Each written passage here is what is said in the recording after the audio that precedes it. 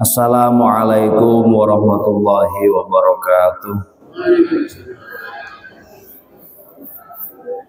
Ila hadratin Nabi Mustafa Muhammad sallallahu alaihi wasallam wa ikhwanihi min al-anbiya wa sahabat ajma'in tabi'at wa husan ila jami'i umat abana wa ummahatina wa jaddatina Alhamdulillahi lahumul fatihah. A'udzu billahi minasyaitonir rajim. Bismillahirrahmanirrahim. Alhamdulillahi rabbil alamin. Arrahmanir rahim. Maliki yaumiddin. Iyyaka na'budu wa iyyaka nasta'in. Ihdinas siratal mustaqim. Siratal ladzina an'amta 'alaihim ghairil maghdubi 'alaihim waladdallin. Amin. Bismillahirrahmanirrahim.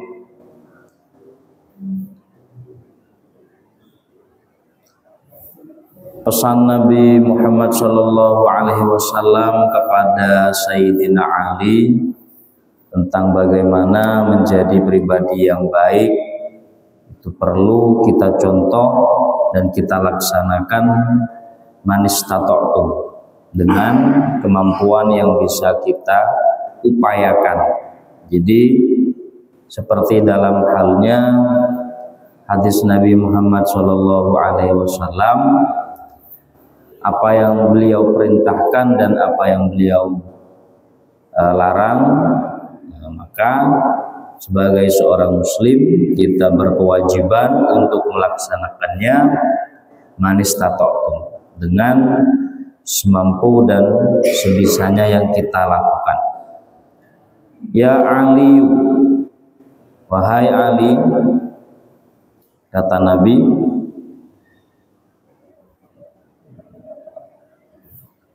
lil alis soleh walis solehi salasatun asalasau alamatin. Orang yang soleh itu memiliki, kata Nabi, orang yang soleh itu memiliki 3 tanda.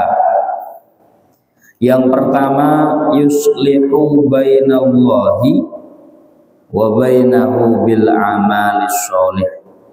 Yang pertama,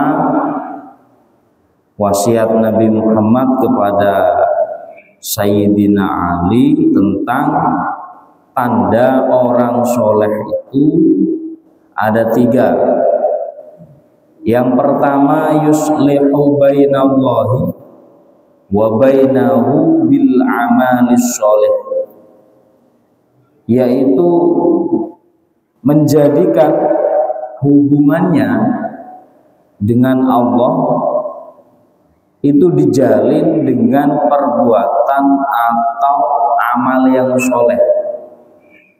Jadi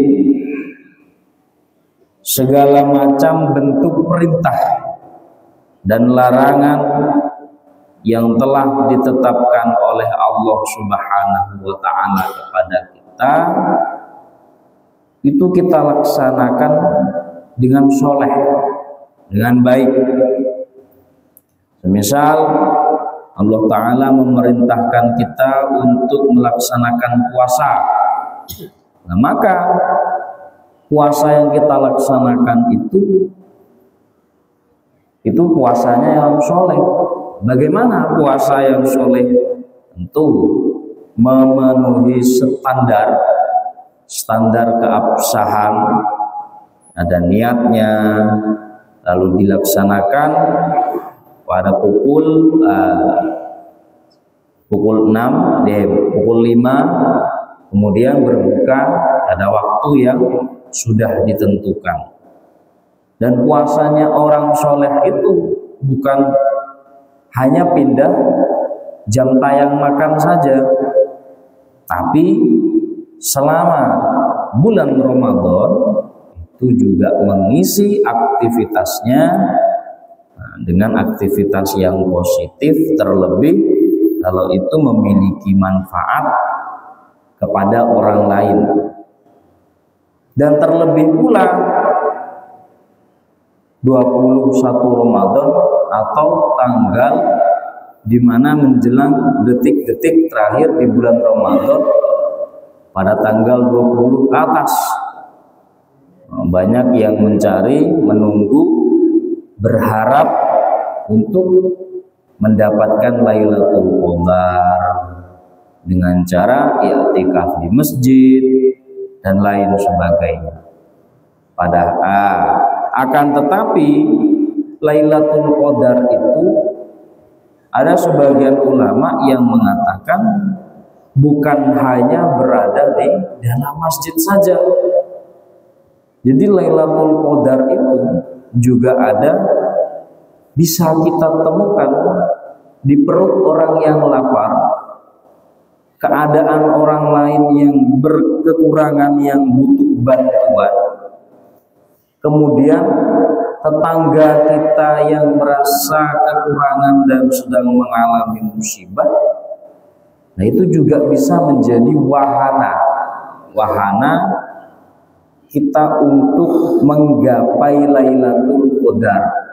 Jadi jangan hanya disempitkan saja berharap mendapatkan Lailatul Qadar dengan cara tahajud di dalam masjid saja, tapi abai dengan teman yang sedang susah, acuh dengan tetangga yang kelaparan, tidak peduli dengan sesama yang membutuhkan bantuan. Oh tidak. Jadi Lailatul Qadar itu bukan hanya bisa kita gapai di dalam atau dengan masjid saja, tidak. Masa aku gak iso melok tahajudan malam 20 munggah musik ketoke gak entuk Lailatul Qadar. Enggak begitu. Jadi Lailatul Qadar itu malam yang luas, diperuntukkan untuk mereka yang melakukan kebaikan. Karena bisanya mungkin tahajud, ya melakukan tahajud. Jadi 20 malam terakhir itu berpotensi untuk menggapai Lailatul Qadar. Karena yang bersangkutan ini itu puasanya itu adalah menggunakan puasa orang yang soleh. Jadi termasuk tanda orang yang soleh itu adalah menjadikan hubungannya dengan Allah Subhanahu wa Ta'ala itu diisi dengan kesalehan-kesalehan, kebaikan-kebaikan yang bisa dia lakukan dan bisa dia laksanakan. Apapun, kalau larangan misalkan kita dilarang untuk menyakiti sesama, maka saat kita tidak atau saat kita enggan untuk melakukan hal yang bisa merugikan orang lain, maka itu diniati sebagai bentuk taat kita kepada perintah Allah.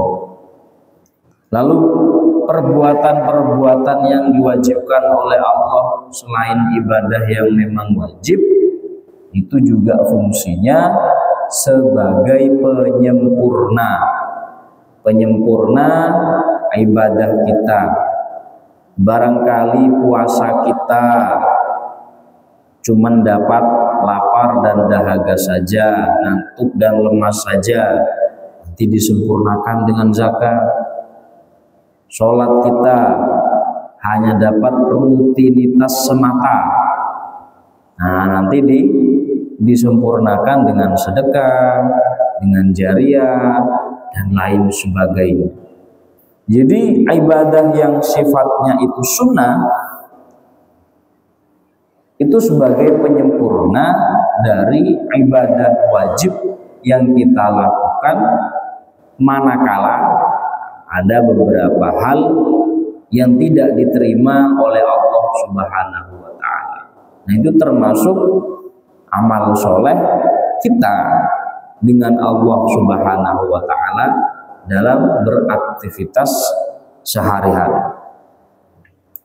Kemudian yang kedua, tanda orang yang soleh itu wa yuslihu dunyahu wa dinahu.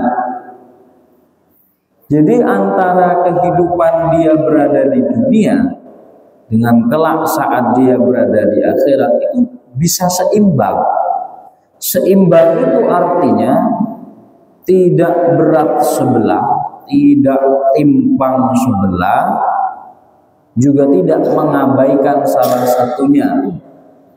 Kadang ada orang mengabaikan kehidupan di dunia, padahal saat ini dia sedang berada di dunia. Juga bukankah kalau setiap perbuatan kita saat ada di dunia itu sebagai bentuk bekal kita gunakan untuk kita jadikan bekal kehidupan kita di akhirat, maka walaupun kita sedang berada di dunia ini, diberi kehidupan, kesehatan, dan lain sebagainya, maka itu bisa kita upayakan menjadi bekal kita kelak di kehidupan akhirat. Karena kalau sudah berada di akhirat, itu kita tidak bisa mencari bekal lagi, sudah cukup. Jadi nggak bisa. Kalau kita sudah berada di akhirat kelak, itu sudah tidak bisa menambah saldo atau bekal yang kita miliki. Jadi itu tanda yang kedua di antara tanda orang soleh itu, apa yang sedang dia lakukan berada di dunia itu dia gunakan, upayakan untuk bagaimana bisa menjadi bekalnya saat kelak dia meninggal, saat dia sudah pindah alam dan menunggu hari kiamat berada di alam kubur. Jadi dia sedekahnya diniati untuk bekalnya perbuatan baik yang pernah membantu orang lain, sekecil apapun dia niatkan untuk bekal kelak di hari kiamat sebagai tambahan amal. Jadi itu bisa menyeimbangkan, karena tadi tanda orang yang soleh yang kedua itu antara kehidupan saat dia berada di dunia dan nanti saat dia sudah berada di akhirat, dicoba untuk diseimbangkan. Bahasane nek tiang niku takut mati, yaitu harusnya orang tersebut semangat hidup, bukan kok takut mati malah kemulan, jelimpruk, ndelik dan lain sebagainya. Enggak. Orang yang takut mati, takut akhirat itu, atau khawatir dengan kelak kehidupan akhiratnya, ya seharusnya dia itu harus semangat hidup, semangat nyambut damel. Ini kadoso jenengan kita takut akan kelaparan, takut tidak punya sangu, takut ini, ya semangat bekerja, sama dengan itu sebenarnya. Nah, itu termasuk tanda orang yang soleh, nyambut damel api oleh megawe nggih sing sae, di samping untuk memenuhi kehidupan atau kebutuhan tatkala kita masih berada di dunia, itu juga bisa menjadi ladang untuk kelak kita saat berada di akhirat. Sangunya itu dikumpulkan yang banyak. Kalau dia pedagang, berarti dia menjadi pedagang yang jujur. Kalau dia pejabat, dia menjadi pejabat yang adil. Kalau dia dalam keadaan kurang, minimalis, mungkin dia harus banyak-banyak bersabar. Kalau dia berkecukupan, nanti dia harus banyak bersyukur dan lain sebagainya. Jadi seimbang, bukan kok berat sebelah. Apalagi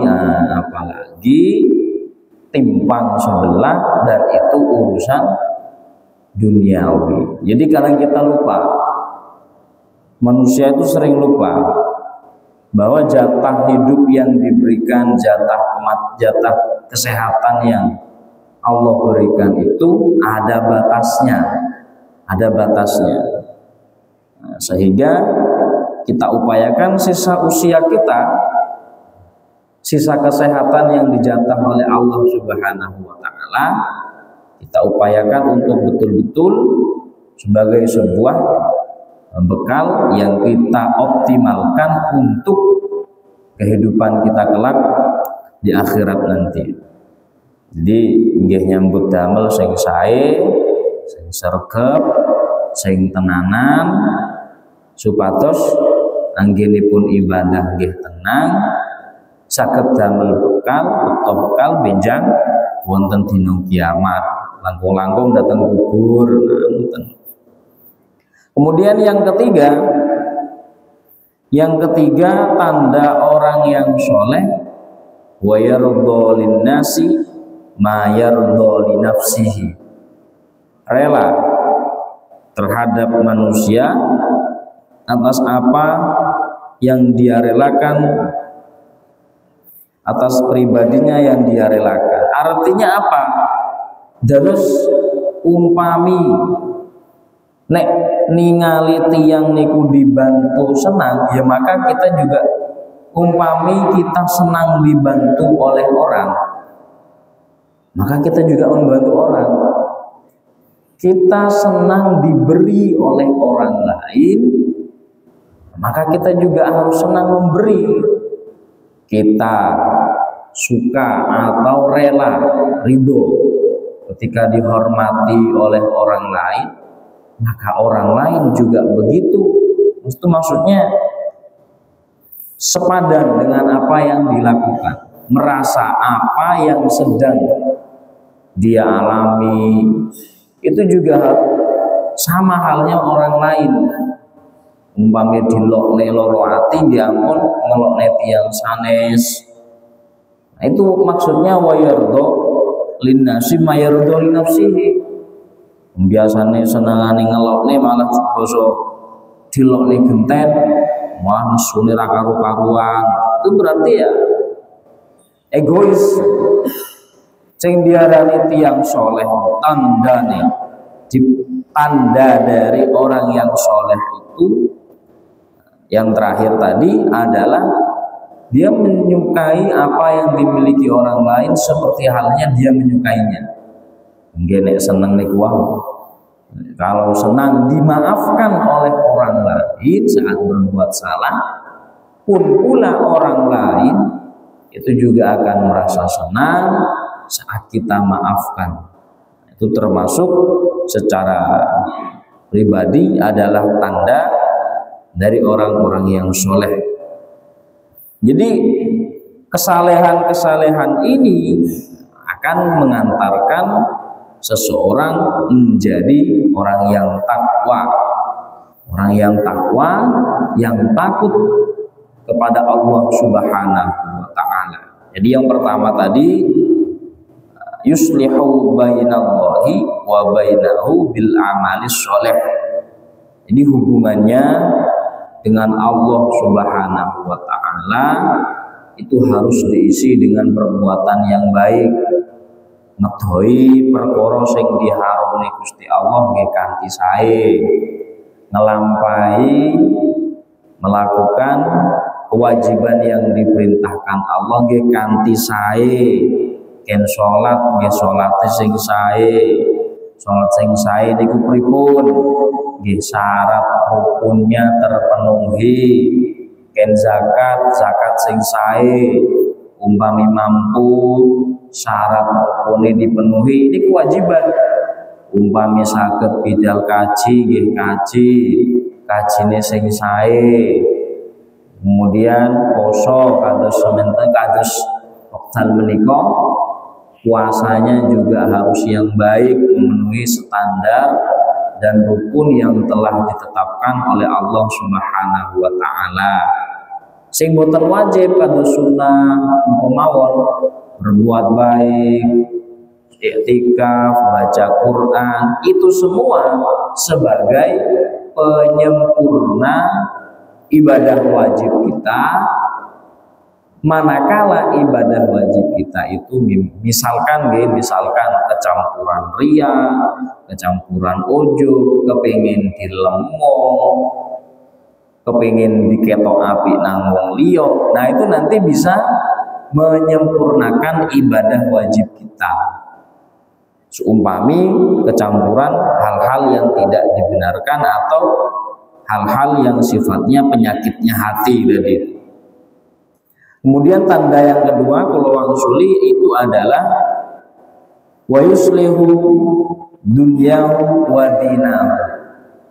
Kudu seimbang anggenipun urip wonten alam dunya dan juga memikirkan, mengupayakan urip kita wonten alam dunya niku estu bisa menjadi bekal saat kita berada di alam kubur menunggu hari kiamat. Itu juga harus seimbang.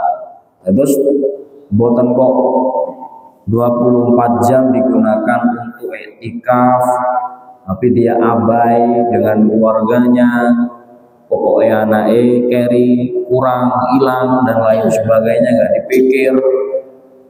Token listriknya semuni tati ora dipikir. Semari ngono apa malih kuatah nih sing dipikir. Bojone sing bengak jaruk belanjana, make up sing entek, iki sing entek. Wis ndek urusan akhirat. Yo akhirat ya ora enak make up, Mas. Tapi nek aku gak dandane enek sing luwih ayu piye sampean? Lah malah susah malah. Jadi itu memang untuk menyeimbangkan, okay? Mboten kok cuman tiang ngomong akhirat. Justru kalau orang bilang akhirat, kudune nggih wonten alam dunya niku sing semangat oleh ngopeni keluarga, semangat ngopeni awak dan lain sebagainya. Terus nggih awake dhewe niku ajengi bidal mantenan semangat, ngacake semangat, sing kapelan karo pasangane semangat, ya ben ketok apik ngoten. Sami ten akhirat niku mengke ben ketok apik, ben apik ten alam dunya nggih kedah sing apik. Niku maksudnya dia harus seimbang antara kehidupan dunia yang bertujuan untuk bekalnya kelak di akhirat. Yang ketiga, termasuk tandanya orang yang soleh itu adalah rela atau mengupayakan atas apa yang disukainya juga dimiliki orang-orang lain. Nek kita seneng damai, tentram, asri, indah, lingkungan bersih dan rumah bersih, tidak ada sampah misalkan, itu juga orang lain suka, kayak gitu suka. Nah makanya kita jangan buang sampah sembarangan, membuat perketanang selokane tonggo, mentang-mentang sawah kan sing jogo mulut dibuat kresek dan lain sebagainya. Ya jangan. Lah umpami itu adalah properti kita lalu dibegitukan oleh orang lain, ya awake dhewe ra seneng ya ora enek wong lewat buang kresek di sini sampah yuncale nang jerone pager ya awake dhewe. Ya mesti muri-muri tiang nggih ngoten. Walaupun enek sawah gak dipageri, enek lokan gak dipageri, nek sampai sembarangan dikuat, ya tiang ini tuh ya muri-muri lewat nang gone ya gak penak ngoten. Jadi melakukan hal yang sama yang kita suka atau yang tidak kita suka juga itu berlaku kepada orang lain. Itu adalah pesan Nabi Muhammad Shallallahu Alaihi Wasallam kepada Sayyidina Ali sebagai bentuk tanda kepada kita untuk menggapai kesalehan, baik saleh menjadi saleh terhadap Allah Subhanahu wa taala ataupun soleh di antara manusia saat kita berada di dunia. Hadirin yang dirahmati Allah Subhanahu wa taala, semoga kita semua diberi kekuatan oleh Allah Subhanahu wa taala untuk menjadi pribadi yang baik kepada sesama, utamanya kepada Allah Subhanahu wa taala. Sekian dari kami, kurang lebihnya mohon maaf. Wallahul muwaffiq ila aqwamit thoriq. Assalamualaikum warahmatullahi wabarakatuh.